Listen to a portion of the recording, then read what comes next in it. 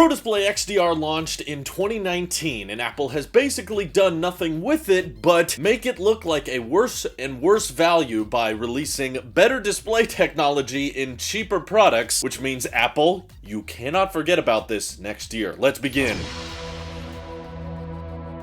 So yeah, when the Pro Display came out, it was the meme of Apple for the year. I mean, a $1,000 stand, and yes, the extreme dynamic range was cool, and it was really compared to $40,000 reference monitors, but when you're advertising how people can use it with $700 Mac Minis or $1,000 iPads, I'm sorry, Apple, it just feels weird. It's in this bizarre middle ground of like, okay, professional studios are gonna want reference monitors for a lot more precision with dynamic range and having more control over the display profiles and whatnot, and the prosumer market of people that buy MacBooks and iPads and want an external monitor for that, yeah, they're not shelling out $6,000 for this thing. So I personally think it completely missed the mark. It had a very niche demographic that was somewhat happy with it, but for the most part, I think there's a much larger demographic of people that are looking for a decent external monitor now to pair with their recently announced MacBook Pros. Now with the M1 Pro, with the M1 Max, they're bragging about extreme dynamic range on these laptops now, and they even have ProMotion, yet they basically always have to advertise it with the Pro Display, which is still clocked at 60 Hz and doesn't even have as many local dimming zones as these new MacBook Pros. And funny enough, I bought an 8TB M1 Max MacBook Pro in the 16-inch size. I've got a whole fully fledged computer here, and this whole setup, technically,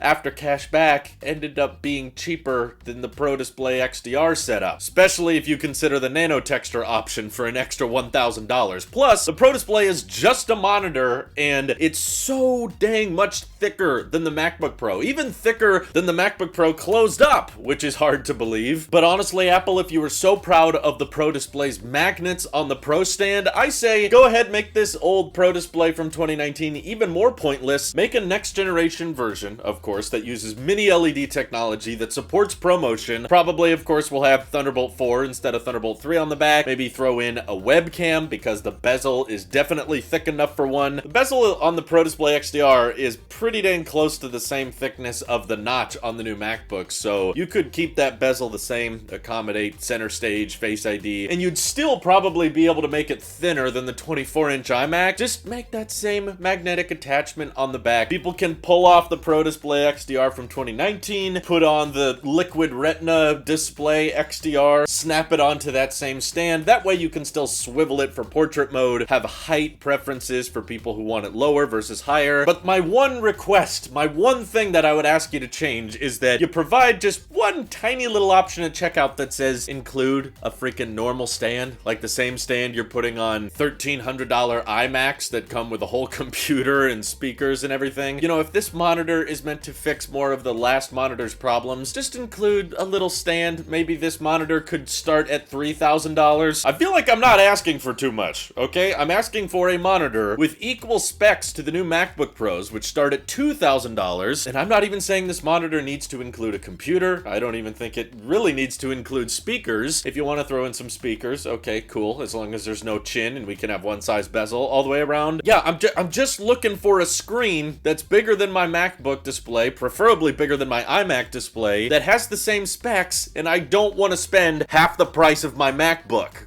I know that sounds crazy, even though it doesn't have a computer, speakers, battery, trackpad, keyboard. Knowing the last Pro Display didn't have a webcam, I doubt this one will anyway, but this is certainly a monitor that I think could be perfectly launched alongside the Apple Silicon Mac Pro, which is, I don't like saying confirmed, but it's basically confirmed for next year, considering very reliable leaker Tim Cook actively said we're 1 year into our 2-year transition at the last Apple event, so I take that as all Intel Macs will be gone by the end of next year. So yeah, kinda bigger iMac and Mac Pro confirmed to a certain extent. And if you're releasing an upgraded, redesigned, smaller variant of the Mac Pro that's gonna have like 4 M1 Max chips stuffed together, then launch it alongside a next generation monitor that has more local dimming zones, just like the new MacBooks and the mini LED iPads have, and make them have ProMotion now that we've seen that be possible. Actually, every mini LED display that Apple has made has had 120 Hz, which is kind of awesome. So of course, bring that to this external monitor as well. I see no reason as to why a high refresh rate should only be restricted to devices that are running on batteries.